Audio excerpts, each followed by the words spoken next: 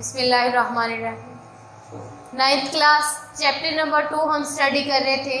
आज chapter number 2 का last topic है हमारे पास, which is motion of freely falling bodies. ठीक है, कि फ्रीली फॉलिंग बॉडीज़ जो है उनकी मोशन किस तरह से होती है।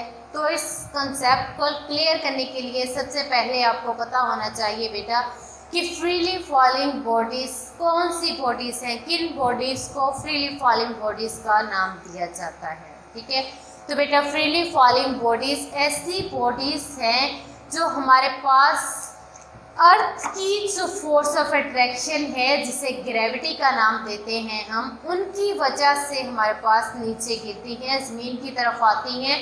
वो हमारे पास क्या कहलाती हैं? Freely falling bodies. कि ऐसी बॉडीज़ जिनको हम अगर किसी ख़ास हाइट से किसी ऊंची हाइट पे ले जाके उनको नीचे की तरफ फेंकें तो वो हमारे पास क्या आता है कि वो हमेशा क्या होता है कि अगर फॉर एग्जांपल ये बाल है, इसे किसी हाइट एच से फेंक रहे हैं तो वो नीचे की तरफ आएगी, हमेशा किसी और डायरेक्शन में वो कभी भी मूव नहीं करेगी। तो वो उसकी वजह क्या होती है कि वो अर्थ की तरफ आ रही होती है।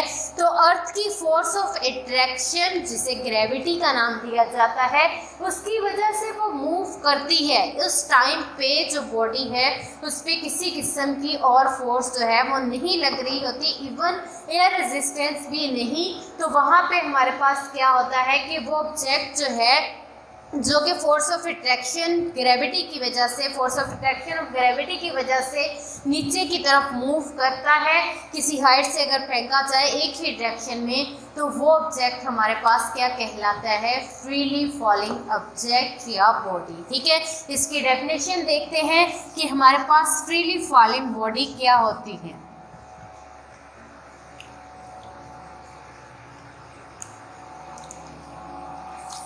Freely falling body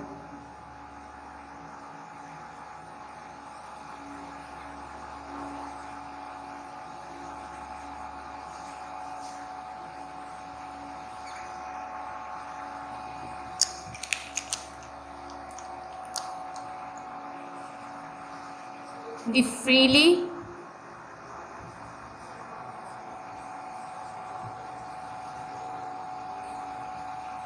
body is a body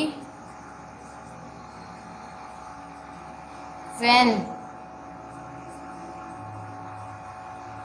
it drops from a particular height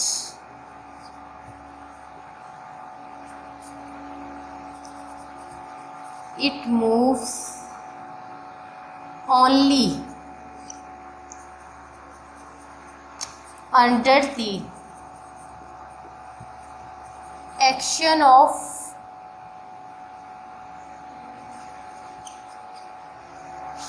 force of attraction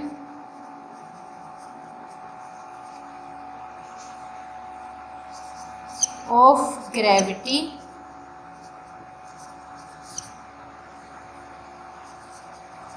due to earth. जो कि अर्थ की फोर्स ऑफ अट्रैक्शन या फोर्स ऑफ ग्रेविटी की वजह से जो है, अगर किसी स्पेसिफिक हाइट से, पार्टिकुलर हाइट से उसको फेंका जाए, ड्रॉप किया जाए, तो वो सिर्फ अर्थ की फोर्स ऑफ अट्रैक्शन मतलब ग्रेविटी की फोर्स ऑफ अट्रैक्शन की वजह से सिर्फ मूव करे। तो ऐसे ऑब्जेक्ट को हम कहते हैं फ्रीली फॉलिंग ऑब्जेक्ट या फ्रीली फॉलिंग बॉडी। ठीक है, ये था हमारे पास कि फ्रीली फॉलिंग बॉडी जो है वो क्या होता है। अब देखते हैं कि हमारे पास इसकी मोशन किस तरह से होती है। अभी हमने बात की कि हम उसको क्या करते हैं कि किसी पार्टिकुलर हाइट से फेंकते हैं। अब आपके माइंड में बेटा जो क्वेश्चन आना चाहिए वो ये है कि अगर हम इस सब्जेक्ट को जो है किसी पार्टिकुलर हाइट से फेंकते हैं तो क्या इसकी वेलोसिटी जो है वो चेंज होती है या सेम रहती है। जिस टाइम पे ये फ्रीली फॉलिंग बॉडीज़ का कंसेप्ट पेश किया गया था तो वहाँ पे जो मोस्ट ज़्यादा पूछे जाने वाला क्वेश्चन जो था वो क्या था कि हमारे पास is there any change in velocity of freely falling bodies, कि जो फ्रीली फॉलिंग बॉडीज है उनकी जो वेलोसिटी है क्या उसके अंदर कोई चेंज आ रहा है या नहीं आ रहा। तो इसके ऊपर डिफरेंट एक्सपेरिमेंट्स किए गए तो हमें ये रिजल्ट मिला कि हमारे पास जो फ्रीली फॉलिंग बॉडीज है जब मूव करती हैं तो हमारे पास जैसे जैसे वो अर्थ के करीब आती जा रही हैं तो इनकी वेलोसिटी जो है, हाइट उनकी कम होती जा रही है तो इनकी वेलोसिटी जो है वो इंक्रीज हो रही है। फॉर एग्जांपल इस टाइम पे हमारे पास क्या है कि जब हमने देखा कि यहाँ से अगर फेंक रहे हैं मतलब टाइम यहाँ पे 0 था, कुछ टाइम के बाद ऑब्जेक्ट यहाँ पे है मतलब टाइम 1 सेकेंड के बाद देखा तो इसकी स्पीड हमारे पास क्या थी 9.8 मीटर पर सेकेंड। फिर जो है हमने इसको ऑब्जर्व किया जब 2 सेकंड के बाद, तब उसकी स्पीड हमारे पास क्या होगी 16.2 मीटर पर सेकंड। इसी तरह जब हमने 3rd सेकंड के बाद इसको देखा तब इसकी स्पीड हमारे पास क्या थी 33 या कुछ भी आप सपोज कर लें मीटर पर सेकंड। ठीक है, ये रैंडमली मतलब मैंने आपको समझाने के लिए ये चीज़ यूज़ की है, ये नहीं है कि उस टाइम पे इतनी ही होगी। कि मतलब क्या हम नोट कर रहे हैं कि जैसे जैसे टाइम गुजर रहा है मतलब उसकी हाइट जो है वो कम हो रही है, अर्थ के करीब आ रहा है तो उसकी वेलोसिटी जो है वो क्या हो रही है इंक्रीज हो रही है। जो फ्रीली फॉलिंग ऑब्जेक्ट है उसकी वेलोसिटी क्या हो रही है इंक्रीज हो रही है। मतलब जैसे जैसे वो अर्थ की तरफ आ रहा है उसकी हाइट डिक्रीज हो रही है, उसकी वेलोसिटी क्या हो रही है नीचे की तरफ आते हुए इंक्रीज हो रही है। ठीक है, अब देखिए यहाँ पे बात आ गई कि वेलोसिटी जो है सब्जेक्ट की वो चेंज हो रही है। ठीक है, अब यहाँ पे हमारे पास इससे हमें क्या मिला, हमारे पास क्या चीज इससे मिली, चेंज इन वेलोसिटी। ये चीज किसको शो कर रही है, चेंज इन वेलोसिटी। ठीक है, कि ऑब्जेक्ट की जो वेलोसिटी है उसके अंदर चेंज आ रहा है और वेलोसिटी के अंदर चेंज जब भी आता है तो हमारे माइंड में फौरन से जो टर्म आती है वो क्या है, एक्सेलरेशन।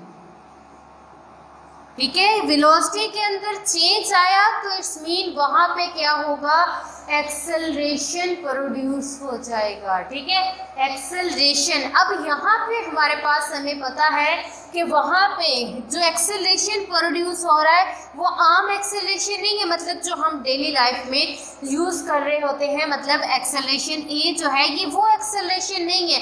अब देखिए यहाँ पे जो एक्सेलरेशन प्रोड्यूस हो रहा है वो फ्रीली फॉलिंग बॉडीज का है, मतलब वो किसकी वजह से है, उसके अंदर चेंज अर्थ की ग्रेविटी की वजह से, मतलब force of attraction of gravity की वजह से आ रहा है। फोर्स ऑफ ग्रेविटी की वजह से ये एक्सेलरेशन प्रोड्यूस हो रहा है। तो एक्सेलरेशन हमारे पास ये वाला एक्सेलरेशन किसकी वजह से है, ड्यू टू ग्रेविटी। ठीक है, ये एक्सेलरेशन किस वजह से है, ग्रेविटी की वजह से। तो इस एक्सेलरेशन को हम नाम देंगे ग्रेविटेशनल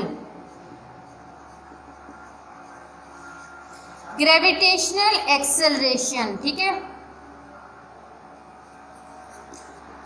ये एक्सेलरेशन हमारे पास किसकी वजह से था, ड्यू टू ग्रेविटी। तो इसको क्या नाम देंगे, ग्रेविटेशनल एक्सेलरेशन का नाम देंगे और इसे स्मॉल जी से जो है रिप्रेजेंट किया जाता है, डिनोट किया जाता है। ठीक है, हमने क्या बात अभी तक डिस्कस की है कि जो फ्रीली फॉलिंग बॉडीज हैं उनकी वेलोसिटी जो है वो चेंज होती है, जैसे जैसे वो नीचे की तरफ आ रहे हैं उनकी वेलोसिटी इंक्रीज हो रही है और जब वेलोसिटी के अंदर चेंज आता है वहाँ पे एक्सेलरेशन प्रोड्यूस हो जाता है।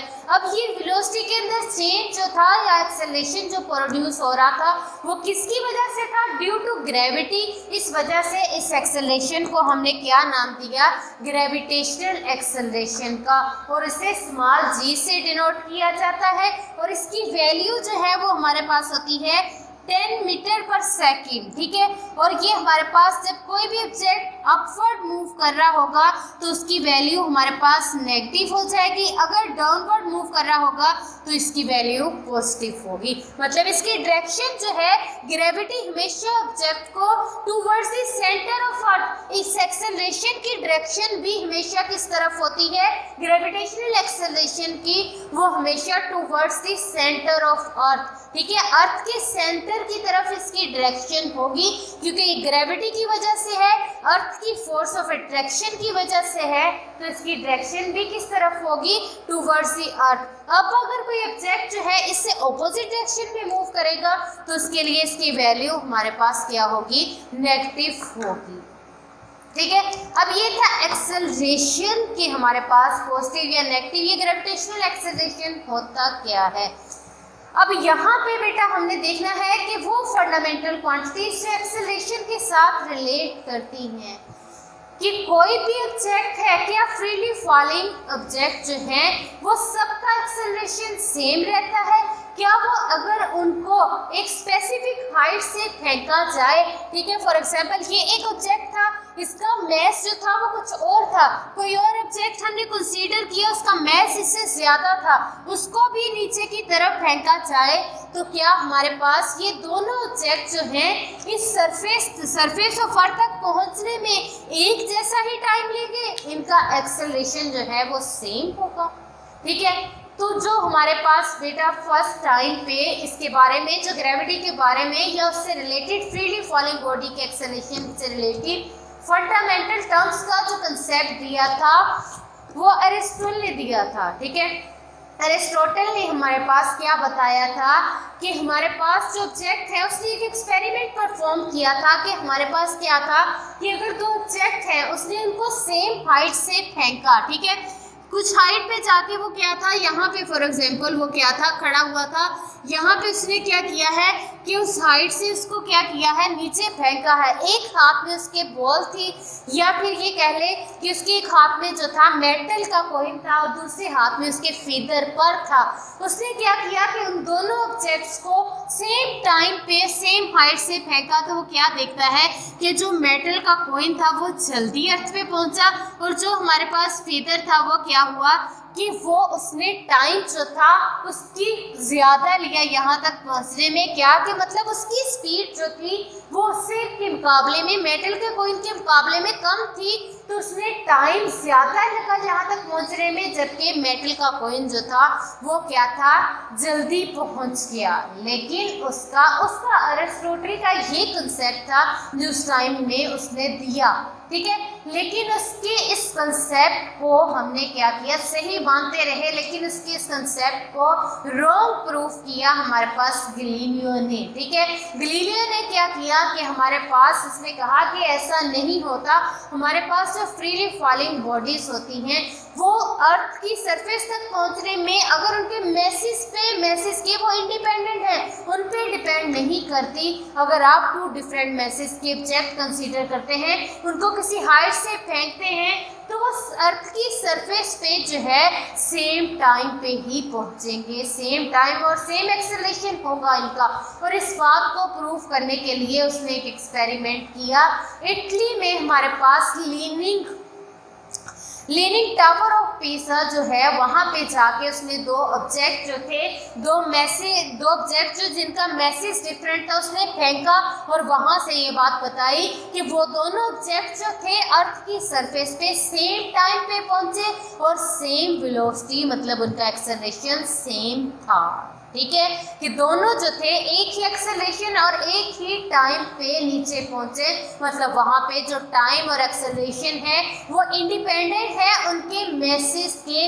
ये कंसेप्ट हमें दिया गैलीलियो ने, और अरिस्टोटल का जो कंसेप्ट था वो टोटली क्या था, रॉन्ग था, कि हमारे पास जो हैवी मैसेज होंगे, जिनका मैस जो है, जिन ऑब्जेक्ट का लाइट होगा वो ज़्यादा टाइम लेंगे, जिनका मैस जो है वो ज़्यादा होगा वो कम टाइम लेंगे अर्थ की सरफेस तक पहुंचने के लिए। तो अरिस्टोटल का ये कंसेप्ट जो था बेटा, ये टोटली रॉन्ग था, और उसको गलत प्रूफ किया गैलीलियो ने एक एक्सपेरिमेंट करके, ठीक है, कि उसने दो सेम डिफरेंट मैसेज के ऑब्जेक्ट लिए, उनको सेम हाइट से फेंका, लीनिंग टावर ऑफ पेरिस जो कि इटली के अंदर है वहाँ से, ठीक है। तो उसने इस कंसेप्ट को टोटली रॉन्ग दिया और ये प्रूव दिया जो अब तक हम यूज़ करते हैं कि हमारे पास जो ऑब्जेक्ट है डिफरेंट मैसेज के साथ अगर उनको किसी हाइट से फेंका जाए फ्रीली फॉलिंग ऑब्जेक्ट तो वो सेम टाइम और सेम एक्सेलरेशन के साथ जो है earth of surface of earth तक पहुँचेंगे, ठीक है। ये था बेटा बेसिक कंसेप्ट हमारे पास के motion of freely falling bodies की क्या होती है, ठीक है।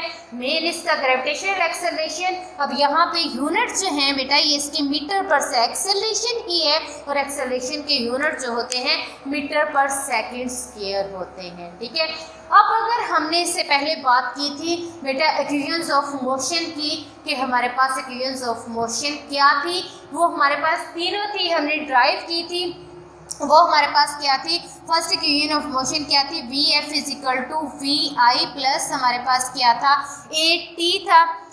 और इसके बाद हमारे पास सेकंड इक्वेशन ऑफ मोशन क्या थी, एस इजिकल टू किसके इक्वल था, V I T plus half A T square, ठीक है, ये था। और सेकंड इक्वेशन ऑफ मोशन क्या थी, 2as is equal to V F square minus V I square. अब इसी इक्वेशंस ऑफ मोशन को अगर हम जो है वो फ्रीली फॉलिंग बॉडीज के लिए लिखना चाहें तो हमने क्या करना है कि ए एक्सेलरेशन को जी मतलब ग्रेविटेशनल एक्सेलरेशन से रिप्लेस करना है और एस को हाइट से, ठीक है, डिस्टेंस को हमने किससे करना है, हाइट से। तो इनके लिए हमारे पास ये इक्वेशन ऑफ मोशंस क्या बन जाएंगी, हमारे पास वी एफ जो है वो किसके इक्वल आ जाएगा, वी आई प्लस ए की जगह पे क्या आ जाएगा, जी टी, और सेकंड हमारे पास एस की जगह पे H we I T plus हमारे पास क्या आ जाएगा हाफ जी टी का स्क्वायर, और थर्ड हमारे पास क्या आ जाएगी 2 ए की जगह पे जी, एस की जगह पे H V F square minus V I square. ये हमारे पास किसके लिए बन जाएंगी, फ्रीली फॉलिंग बॉडीज के लिए इक्वेशंस ऑफ मोशन, ठीक है। तो बेटा हमारा चैप्टर नंबर 2 जो है वो क्या हो गया है, कंप्लीट हो गया है। इंशाल्लाह नेक्स्ट लेक्चर में जो है हम इस चैप्टर के न्यूमेरिकल स्टार्ट करेंगे। तब तक के लिए अल्लाह हाफ़िज़।